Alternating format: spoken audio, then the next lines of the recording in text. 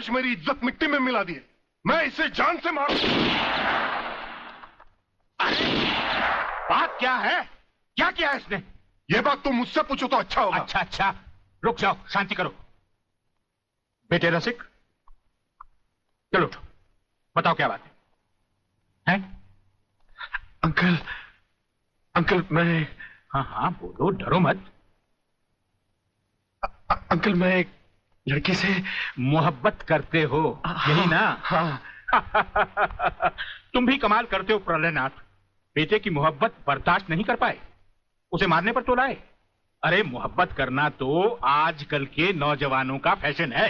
बात यह नहीं है जीवनलाल, सच तो यह है कि इसकी मोहब्बत के चक्कर में वो लड़की इसके बच्चे की मां बनने वाली। ओहो, तो इसमें कौन सी नई बात है? करवा दो शादी, और अगर लड़की अपने बराबर की नहीं है तो करवा दो एबॉर्शन। मगर जीवनलाल बात यह है... अरे यार, ऐसे मामले में बात कुछ नहीं होती, सीधी सी बात है। अगर वो लड़की नहीं मानती तो पैसे वैसे देकर अपनी जान छुड़वा लो, और अगर फिर भी नहीं मानती तो तुम्हारे लिए किसी की जान लेना कौन सी नई बात है? प्रलयनाथ, तुम तो खामखा उस लड़की के लिए अपने बेटे की जान के पीछे पड़े हो। दरअसल बात यह है जीवनलाल कि वो लड़की तुम्हारी बेटी राधा है।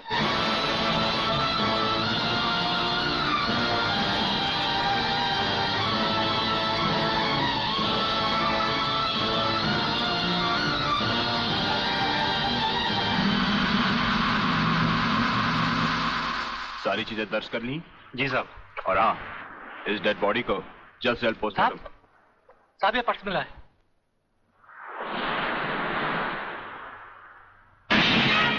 संजय आर चौहान। मेरा पर्स बीच पर या अस्पताल में गिरा है। अगर वो पुलिस को मिल गया तो कहीं हम फंस ना जाए। नहीं यार, अरे जब हम लोगों ने कुछ बुरा किया ही नहीं है तो हम फंस क्यों जाएंगे? अरे मैंने पहले ही कहा था कि इस चक्कर में मत पड़ो, उल्टे फंसेंगे। लेकिन मेरी सुनी किसने थी? मैं कहती हूँ डर डर के कब तक ये बात सबसे छुपाते रहोगे।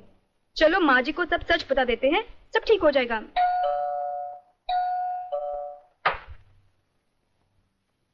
नमस्ते। नमस्ते। क्या बात है इंस्पेक्टर साहब? हम शक की बुनियाद पे आपके बेटे संजय और उसके 2 दोस्तों को गिरफ्तार करने आए हैं। गिरफ्तार? क्यों? क्या जुर्म किया है उन तीनों ने? ये आप अपने बेटे से पूछ लीजिए।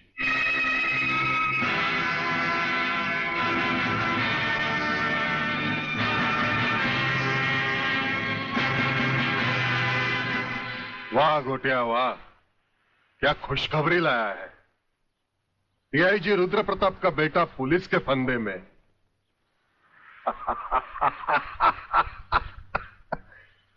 बाप ईमानदारी की मौत मर गया, अब बेटा कानून की मौत मरेगा।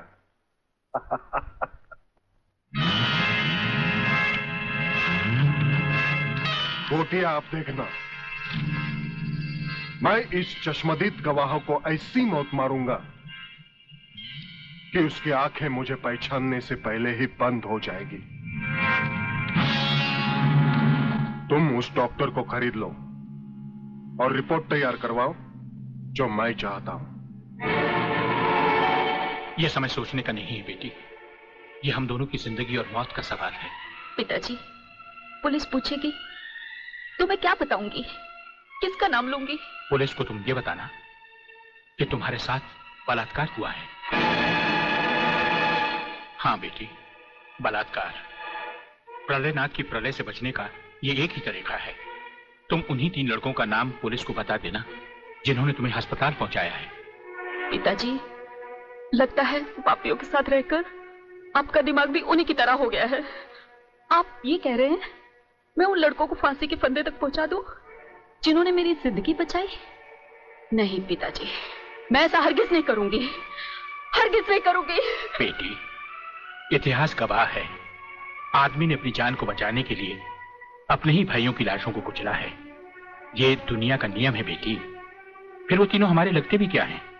अगर उन्हें फांसी लग भी गई तो हमारा क्या जाएगा? बेटी, उन लोगों की जिंदगी से कहीं ज्यादा कीमती हमारी जिंदगी है। पुलिस को वही बताना जो मैंने तुम्हें कहा है। मगर गुप्ता जी, किसी के सपने पूरे करने के लिए किसी के अरमानों का गला तो नहीं घोटना चाहिए।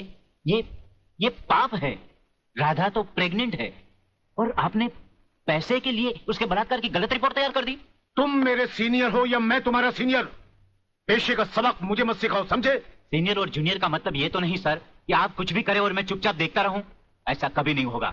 मैं आपकी गलत रिपोर्ट पर हरगिज साइन नहीं करूंगा जो उन 3 निर्दोषों को फांसी के फंदे तक पहुंचा दे।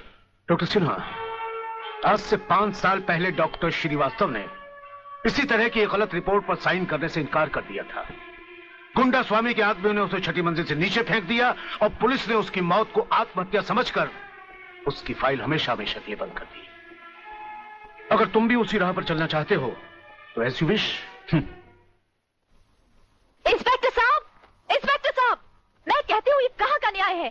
कैसा कानून है जो 3 मासूमों को सोचे समझे बिना हवालात में बंद कर दिया? मैं पूछती हूँ क्या हो गया है इस देश के कानून को? अगर पुलिस वाले इस तरह पुलिस स्टेशन में सोते रहे तो निर्दोष लोग जेल में नहीं जाएंगे तो कहाँ जाएंगे? उठो। कौन तुम? नींद की गोली खाकर सोया है गांजे की? दिखता नहीं क्या? लड़की हूँ मैं, आलोक की बहन, जिसे तुम्हारे कोई बहादुर इंस्पेक्टर ने बलात्कार के जुर्म में पकड़ा है। कहाँ है वो इंस्पेक्टर? मैं उससे मिलना चाहती हूँ। सलाम साहब। साहब? अच्छा, तो आप ही है वो साहब? मैं पूछती हूँ तुम पुलिस वालों को हुआ क्या है जो गुनहगार को निर्दोष और निर्दोष को गुनहगार समझ लेते हैं? सुना था कानून अंधा होता है, मगर तुम्हें तो भगवान ने एक नहीं 2 आंखें दी है, और वो भी चील की तरह मोटी मोटी। क्या वो तीनों तुमको किसी भी तरह से बदमाश लगते हैं? अरे मेरा भाई आलोक, वो तो किसी लड़की से बात करते हुए भी कांपता है, वो किसी पे बलात्कार क्या करेगा? खाक। वागले बेटे, ये तो लाल मिर्च है तीखी तीखी। हाथ लगाओ तो हाथ चले, मुंह लगाओ तो मुंह चले, दिल लगाओ तो दिल चले। ये तेरी बीवी बनने के लायक है। अरे इस तरह घूर घूर के क्या देख रहे हो? पहले कभी लड़की नहीं देखी क्या? लड़कियां तो बहुत देखी, लेकिन तेरे जैसे तीखी पहली बार देखी। क्या तीखी? क्या नाम है तुम्हारा? शांति शांति शांति शांति शांति शांति। वाह, क्या कमाल का नाम रखा है चुन के माँ बाप ने, शांति, जो इस देवी के चेहरे और जुबान से शहद की तरह टपक रही है। हाँ? हंस क्या रहे हो दांत निकाल कर? मुझे अपने भाइयों से मिलना है। हवलदार, मिलने दो इसे। साहब, उन तीनों को अस्पताल ले गए हैं शिनाख्त के लिए। संजय चौहान, आलोक वर्मा और अली खान, यही वो 3 लड़के हैं जो आपको अस्पताल में छोड़कर भाग गए थे। क्या इन्होंने ही आपके साथ बलात्कार किया?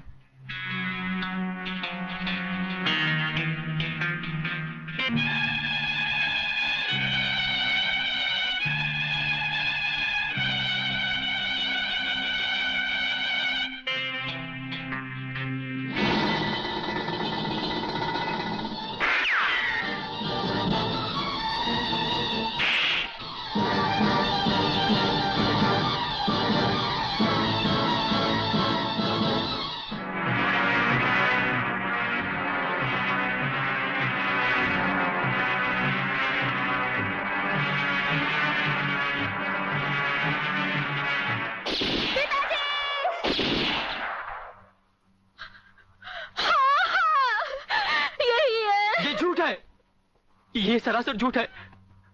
हमने कोई बलात्कार नहीं किया। सच कह रहा है मेरा बेटा। इंस्पेक्टर साहब, ये झूठी है, झूठी है ये। तुम लड़की नहीं, लड़की के नाम पर एक कलंक हो। अरे जरा इन मासूम चेहरों को देखो जिन पर तुमने मौत की स्याही पोत दी है। इनकी सहमी हुई आंखों को देखो जिनमें तुमने मौत की दहशत भर दी है। और फिर मेरी आंखों में आंखें डालकर देखो, क्या इन्होंने तुम्हारे साथ बलात्कार किया था? इंस्पेक्टर, कौन है ये औरत? इसे बाहर ले जाओ। हवलदार, पकड़ लो इसको। खबरदार, अगर किसी ने भाभी को हाथ लगाया तो।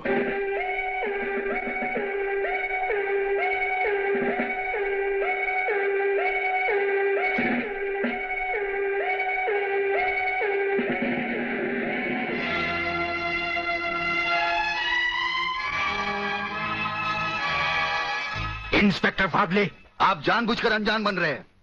आप अच्छी तरह जानते हैं कि ये डीआईजी रुद्र प्रताप चौहान की पत्नी है। याद है डीआईजी रुद्र प्रताप चौहान, जिनके अंतिम संस्कार पर आपने लंबा चौड़ा भाषण झाड़ दिया था, जो आज भी हम पुलिस डिपार्टमेंट के लिए आदर्श है, उनकी पत्नी है। तो ये भी किसी मामूली आदमी की बेटी नहीं है। ये इस राज्य के मंत्री जीवन लाल टंडेल की बेटी है। और जानते हो इन तीनों ने इसके साथ क्या नर्च किया है? कुछ नहीं किया। ये किसी की साजिश है जिसमें इन तीनों को फंसाया जा रहा है। लेकिन मैं भी दूध का दूध और पानी का पानी करके रहूंगा।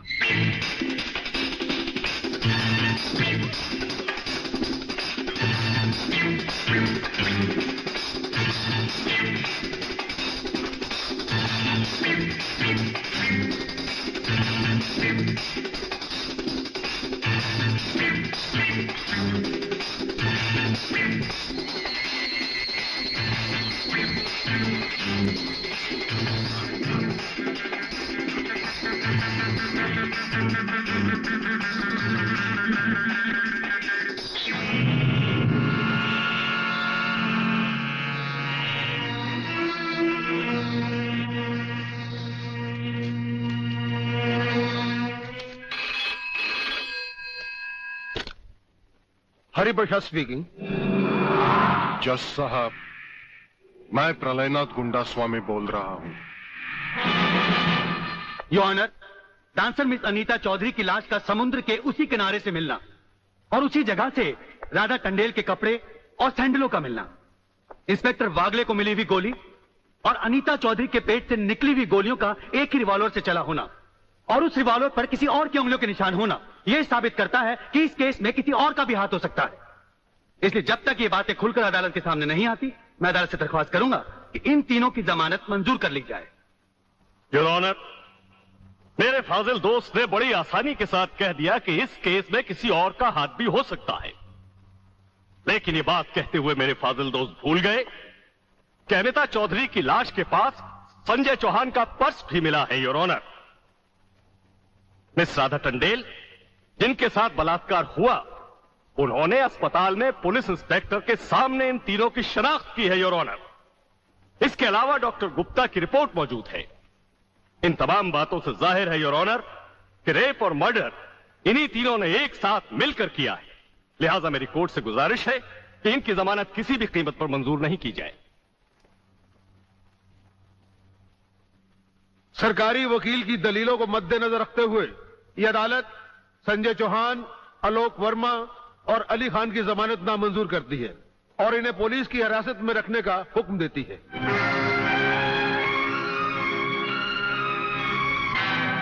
योर ऑनर, मैं इंस्पेक्टर वागले इस केस की छानबीन मैं कर रहा हूं। अदालत से इस केस के बारे में कुछ कहने की इजाजत चाहता हूं। इजाजत है। Thank you sir.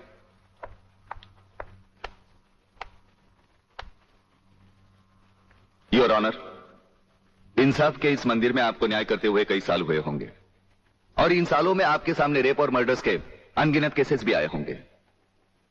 क्या उन अनगिनत केसों में आपके सामने कोई ऐसा केस आया है जहां कत्ल और बलात्कार करने वाले ने जिसके ऊपर बलात्कार किया है उसे खुद अस्पताल पहुंचाया हो? ये तो अभी तक सुना नहीं कभी। सही कह रहा है ये, कुछ ना गड़बड़ जरूर है। बहुत बड़ी ऑर्डर, ऑर्डर।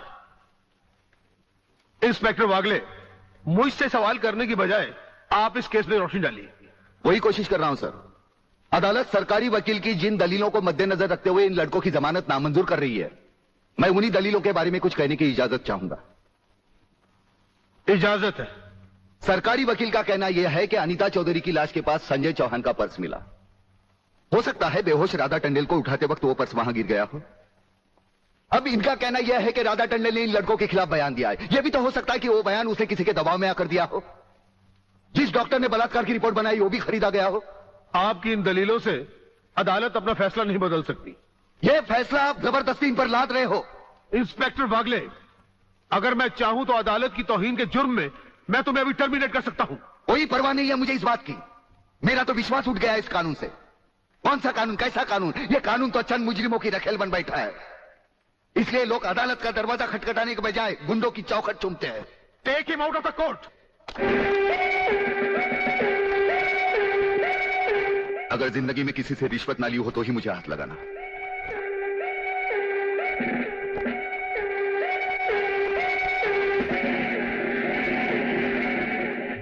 इन्हें गिने भुक्कड़ लोगों की वजह से अदालत शतरंज की बिसात बन गई है, जहां कोई भी आकर कानून से खेल सकता है। लेकिन इन खिलाड़ियों को अगर मैंने सच्चा कानून नहीं सिखाया तो मेरा नाम भी शिवाजीराव वागले नहीं।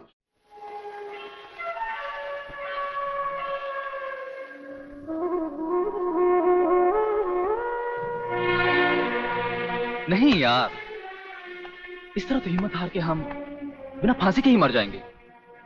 ये क्या हो गया तुम दोनों को यार? अली, सोचता हूं मेरी बहन शांति पर क्या बीत रही होगी। मुझे पढ़ा लिखा कर एक बड़ा इंसान बनाने के लिए क्या कुछ नहीं किया उसने? लोगों के घर में काम कर करके अपने हाथों पे मेहंदी की जगह छाले डाल ली उसने। आलोक, तुम्हारी तो वो सिर्फ बहन है, मगर मेरे लिए वो बहन भी है और मां भी है। अगर बचपन से ही उसका प्यार मुझे ना मिला होता तो शायद ये अनाथ सड़कों पर ही अपना दम तोड़ देता। मेरी मां पर भी क्या बीत रही होगी? वो तो रो रो कर पागल हो गई होगी। अगर मुझे कुछ हो गया तो उसका भरोसा भगवान पर से भी उठ जाएगा। तुम इन 3 लड़कों के केस में कहां उलझ गए? हो सकता है इन बच्चों का केस महज इत्तेफाकी हो। इत्तेफाक नहीं है सर। ये कड़ियां भले ही अलग अलग नजर आ रही हो, लेकिन अगर गौर से देखें तो ये सब एक ही जंजीर की कड़ियां हैं, जिसमें एक न एक दिन जीवनलाल टंडेल, रसिकनाथ और गुंडा स्वामी की कलाइयां फंसेंगी।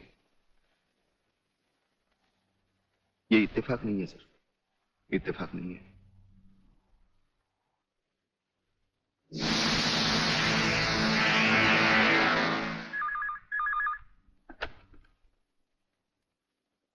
हेलो सर, मैं